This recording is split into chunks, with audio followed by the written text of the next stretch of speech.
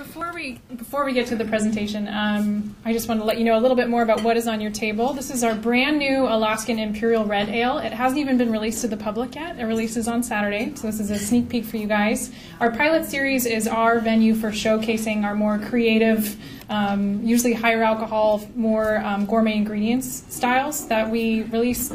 We do one batch, and once they're gone, so make sure you get a try. We've got a brand new label art. Love the crab. It's the first time we've had seafood on our labels. It's hoppier, like an IPA, but it's got a big malt profile, so it's got some sweetness to it. It's also about 8.5% alcohol, so, you know, it is lunchtime. But yeah, so it releases December 1st in the gift shop at the brewery and then also around town. We will also be serving this at Gallery Walk downtown at the depot where the Juneau Symphony is going to be playing, and we'll have a number of other beers available. So with that, I pass it to Nancy.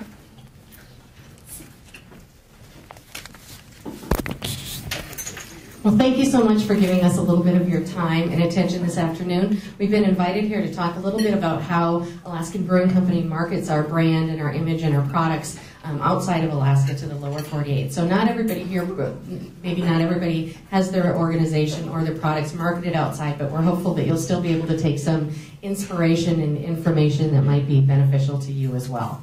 So we have some slides that we're going to go through and then also some videos that we're going to show you as well. So hopefully we'll keep your interest. At the brewery, we in the marketing team say that it's our job to get consumers interested in taking that first sip of beer. But it's the brewer's job to make sure that the beer is good enough to make them come back and want more. And when the brewery first started in 1986, we were the only operating brewery in Alaska and only the 67th operating in the nation. And at this time, there's over 20 breweries in Alaska and over 2,000 in the country. So it takes a little bit more work to get people interested, know about our brand, and then get them interested in our beer. So we've got our work cut out for us. As any marketing 101 type of person will tell you, the key to marketing is differentiation from your competitors. And so luckily where we live, we have a lot of things that are unique to us and that we can incorporate that. So some of the things that make us unique are our history, not only the brewery's history, but the history of brewing in Alaska and Juneau in particular. Our home, we love living here. We live in the most spectacular place we can think of, and so that's very appealing to us and to others. Our product, we brew great beers, and that's very appealing to people too, so that's easy to market. And then our lifestyle too, because living in Alaska is something that I think we all know that we're very fortunate to have, and all of the opportunities available to us, and people aspire to come here and to live our types of lives. So that's something that we use in our marketing quite a bit. All of which we try to incorporate into our marketing messaging and help us stand out from others. So talking a little bit about the history of brewing in Alaska and Juneau has a rich history. When Captain Cook was exploring this area in the 1700s, beer was very important to he and the crew on board as well. And then when the gold miners came in the early 1900s, beer was a very important part of their lives as well. And so we try to incorporate that type of history into our brews and our messaging. This is a photo of the Douglas City Brewing Company, which a lot of our recipes are actually based on the information that we garnered from them. So not only do we add a little bit of history to our beers, but we also add a little bit of our environment to the beers as well. So our Alaskan Amber has a historically based recipe. There was a gentleman from Czechoslovakia that came over here, and we kind of used his recipe to base our Alaskan Amber on. We also, our smoked porter, which is one of the most award-winning beers in the history of the Great American Beer Festival, features a smoked malt, and we actually smoke that malt over locally gathered alder wood. And so, of course, we all know that that's something that we use in smoking fish, and so that imparts that same type of character to our beer as well that's very familiar to people. With our winter ale, we actually gather spruce tips over in Gustavus. We gather those each spring and use that in the beer as well. And so from this, we can really tell people that we really put a taste of Alaska in every bottle that we put out. So our home makes a really big difference to us because we are so remote and we love the place that we live. We're very conscious of our impact on the environment, and so that's something that we take very seriously, our stewardship of that environment.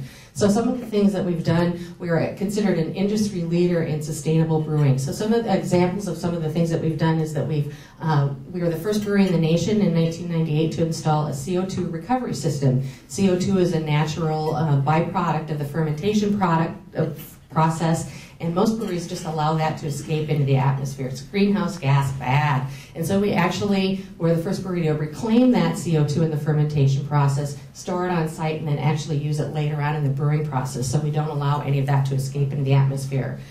We also have a piece of equipment called a mash filter press, which is not very widely used in the U.S. We were, again, the first craft brewery to install a piece of equipment. It is widely used in Europe, but it actually allows us to be very efficient in our brewing. And the main thing that we can do with that is that it's lowered our water consumption by up to 2 million gallons per year.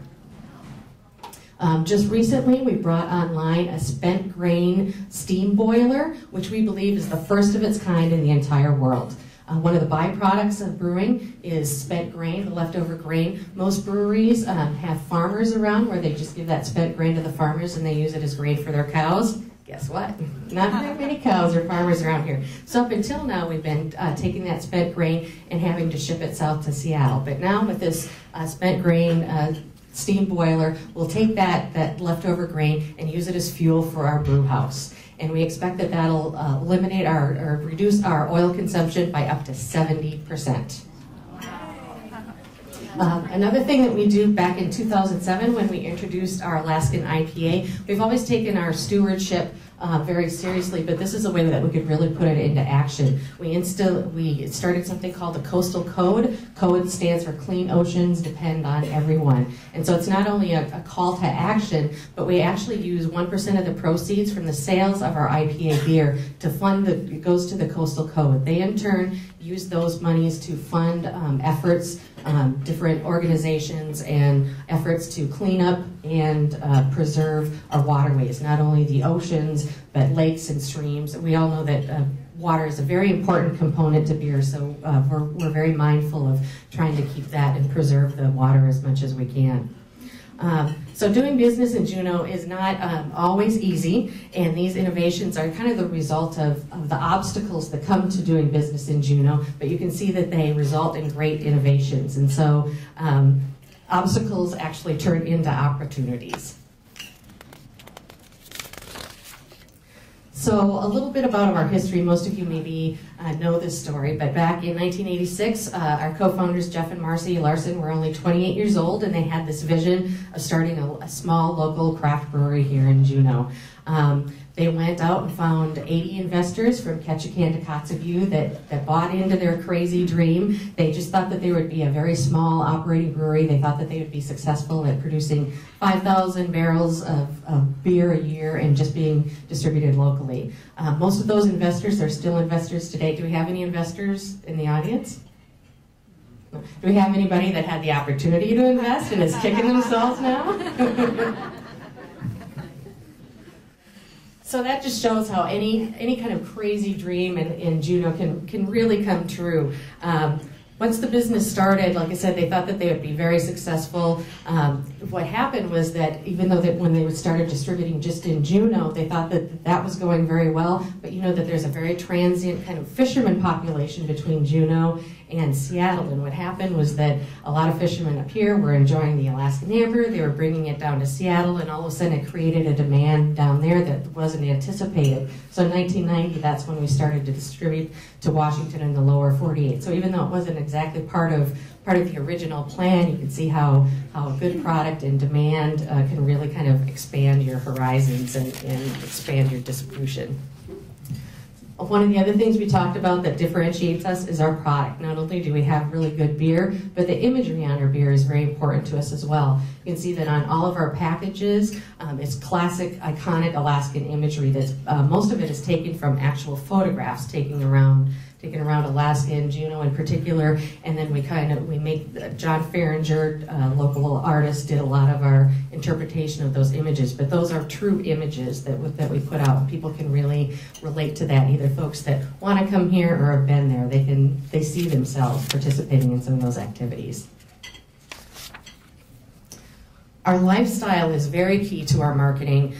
What we always talk about whenever we talk about a new campaign or something that we would like to produce, we ask ourselves, is it relevant and does it resonate? So it means, is it something relevant to people and does it resonate with them? And we always try to tie it back to the actual Alaskan lifestyle. We kind of find ourselves in a balancing act. We try to straddle a line between aspiration and approachable, because people aspire to come to Alaska, but we want to make sure that they know that they can do it in a way that they can relate to. It's not all about climbing Denali or running the Iditarod. They can do things here that appeal to them wherever they live. The lifestyle of brew crew members and Alaskans and Juneauites in general inspire most of our imagery and our marketing campaigns. What we try to tell people is that no matter where you live, you can still live life Alaskan. So one of the taglines that we use a lot is, when where you live inspires what you do, that's what we call living life Alaskan. So they can do that wherever they're at.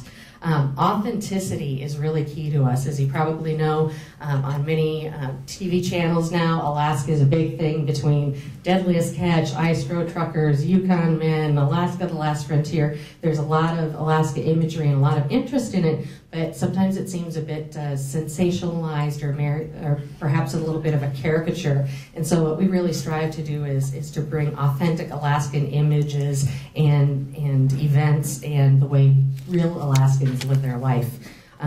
So one other thing I wanted to point out, whenever you see this type of imagery, we don't use models in anything that we do. Everybody that you see in there is either a real brew crew member, family, friend, or an actual Juneauite. So there's no such thing as an Alaska girl like there is a Miller girl. These are all real people that live there.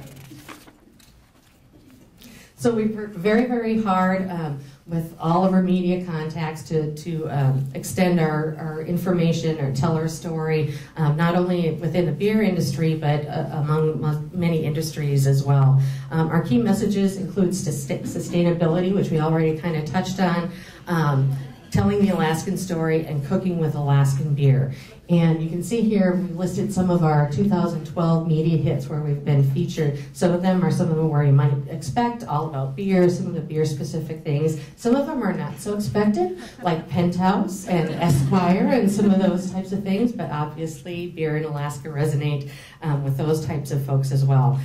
We work very closely with a lot of folks here, like the good folks at JCBB and a lot of other tour operators and vendors, that when we have opportunity to bring folks up here and showcase things, we want to make sure that they get the true Juneau experience instead of just focusing on the brewery. And a good example of that is something that happened fairly recently. The TV show, it's a national TV show called Drinking Made Easy, filmed here earlier this summer, and they just recently showed their episode. We worked very closely with JCBB to bring them up here, and not only was the brewery featured, but a lot of other venues and folks. And so we're going to show a little clip of that and see if you recognize some things in there.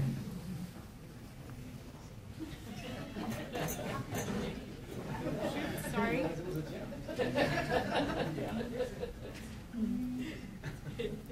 We plugged in? In Alaska's capital city, we drink a black bear. Whoa. I black barely tasted it. Steve drinks out of an Alaskan sneaker. Somebody's got a smelly feet. And we climb a giant piece of ice. Juneau, I like glaciers. It's Drinking Made Easy, Juneau. I'm Zane Lamprey, and my job is to drink.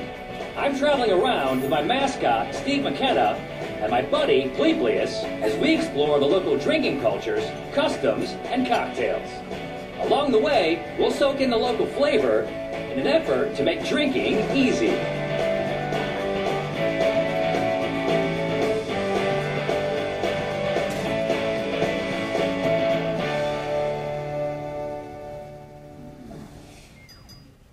Juneau, Alaska is known for its spectacular outdoor scenery.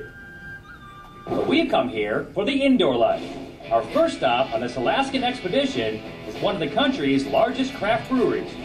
Alaskan Brewing Company was the first to open in the state since Prohibition. They started brewing in 1986 and continue to make craft beer that reflects the local character of Alaskan history. As soon as we show up, Mike King drags us into the brewery to help prepare their popular Baltic Porter. To get the brew ready, we need to dump over 100 pounds of cherry puree into this tank, which will then be pumped into the fermentation tank. We have to make sure we keep the tank as full as possible, so we need to move fast, which means it's gonna get messy. It's a dirty job, but somebody's gotta do it. With the last bag in the batch, it's time to wash up. But before we head to the tasting room, I asked Mike to tell us a little bit about the Baltic Porter. Baltic Porter with cherry and vanilla. We take the vanilla beans, we split and scrape, and we get the seeds. And put that in the kettle. Then we take the chopped up pods that are oily and all loaded with vanilla oil, chuck those in the tank, and then during fermentation, right in the middle, we shoot in black cherries. I do it during the middle because I want some sugar to ferment because I want more alcohol out of it. Yeah. But I don't want it in so early so that the cherry flavor is fermented out. Yeah. It's kind of a harmonious thing. A balance. A balance. Got it. With that said, it's time to taste the batch from last year. When this beer is fresh, you get a lot of the vanilla bean character in it. Oh, yeah. Do you taste vanilla in that?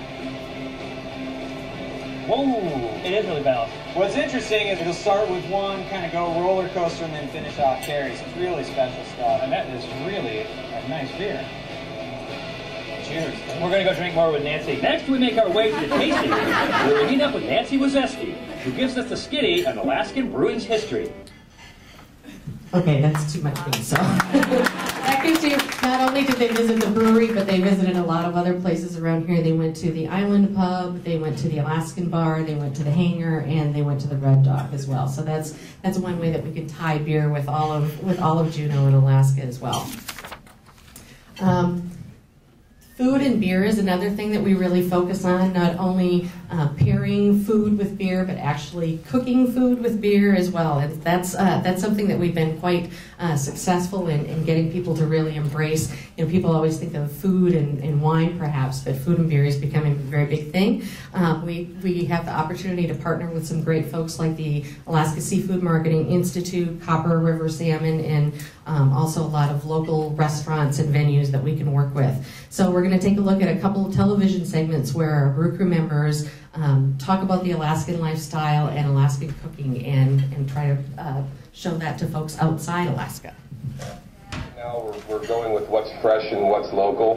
For us in Alaska, we're pretty blessed to be near Copper River. So right now we have our Copper River salmon, which is fresh and available. So what we prepared today was the Copper River salmon marinade using our Alaskan amber beer. What? We got, Steve likes to do You this say with me. beer and Copper River salmon, and this Yeah. man, his ears perk up no matter where he is. Nothing better than a little bit of beer and some food. So what we did with the salmon marinade is we used a little bit of this recipe's over here. Nice, so and so we got fresh cilantro or parsley? about 3/4 cup, about 8 cloves of garlic crushed, some soy sauce, about 2 tablespoons of that, and some finely grated ginger. Oh. Ginger, yeah. So, and then the Alaskan amber, the rich fullness and the caramel flavors of that kind of balances out and gives it a really nice flavor. Got it. And then the shrimp skewers. The shrimp skewers are awesome. These are Alaskan prawns, and they're a little bit of a kick to them. We use some hot Thai chili peppers. Let's throw them down. It's breezy out here. Yeah, and we got also Just set it down. some Worcestershire sauce in that. That's always fun to say. We got the fresh ground pepper, and we also threw some garlic in there too. And all these recipes, again, amounts are on our website at AlaskanBeer.com. It's always with you. Okay, so talk to me about what we're looking at here. Sure. So right here you've got the finished product. It's a beautiful, bright red, rich Copper River salmon, high in omega fatty acids. And then we also did an Alaskan IPA potato salad dressing. Beautiful. And the hoppier, fresher flavors of the IPA really go with the kind of Dijon vinegar characters of the potato salad. Because some people don't know, I mean, you can pair beers with food. It's not just wine that's paired with Absolutely. food. You pair wine, like you probably wouldn't have an IPA with, say... With the salmon, actually. Yeah. Because those hoppy characters don't work quite as well as a marinade. Sure. But they work really well in the fresh kind of vegetable flavors. Very nice. So is this made with IPA? What we did is sauteed the onions with the IPA. Very nice. Okay, so let me take a little taste here. Is this... Good to go? Nice. And the salmon's good to go too. Salmon's good to go too. Okay. So we're going to give this a whirl. You said this is sockeye? This is, yes, sockeye. And you know, you can tell it's really red and rich in those oils and fatty acids. That is. All right, so while that's cooking, I'm going to show you a second way to marinate real quick. Okay. And this is more of a glaze. So we're going to take some brown butter. So this is not an overnight in a bag kind of a thing? No. Right? No. Brown sugar, some lemon juice, some cumin. We're going to take a little bit of lemon pepper. We're going to take some soy sauce. We're going to take some melted butter. Yum. And we're going to take some honey. Honey. And pour it all in here. Again, most important ingredient for us. What do A you little know? Alaskan amber. You're a grilling expert. What does the beer actually do? Do you know? Actually adds a little bit of flavor. Are you hungry again after all that?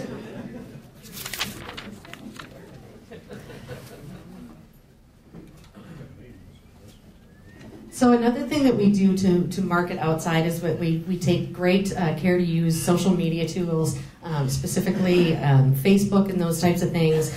We reach out to consumers not only in our market area but across the nation and across the world. There are always potential visitors to Alaska or people that will live in one of our potential markets. We currently have more than 27,000 followers on Facebook. That not only includes our main Facebook page, but we also have pages for each of our individual markets so that people can really tune in to what might be happening with Alaskan beer in their particular region.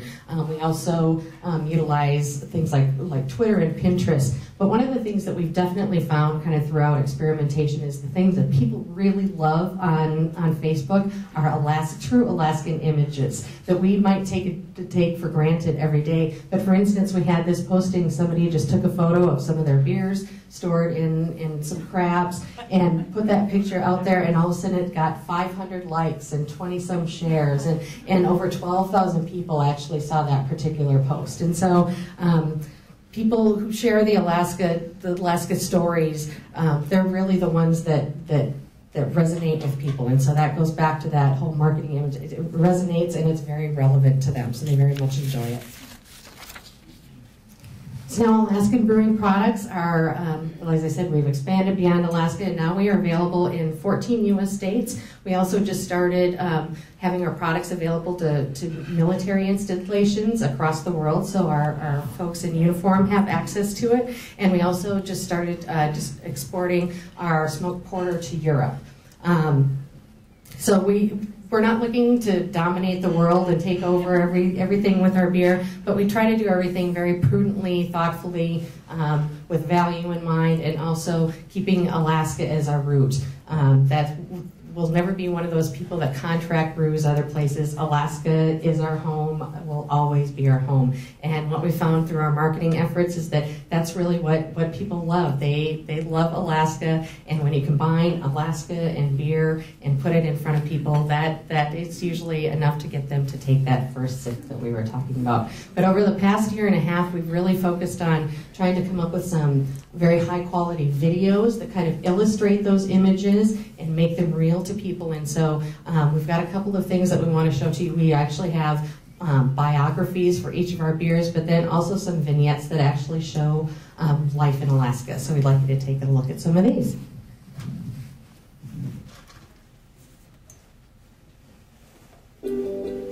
There's definitely challenges to brewing in a place with no roads in or out. No doubt about it. But, you know, like any challenge, it has its rewards.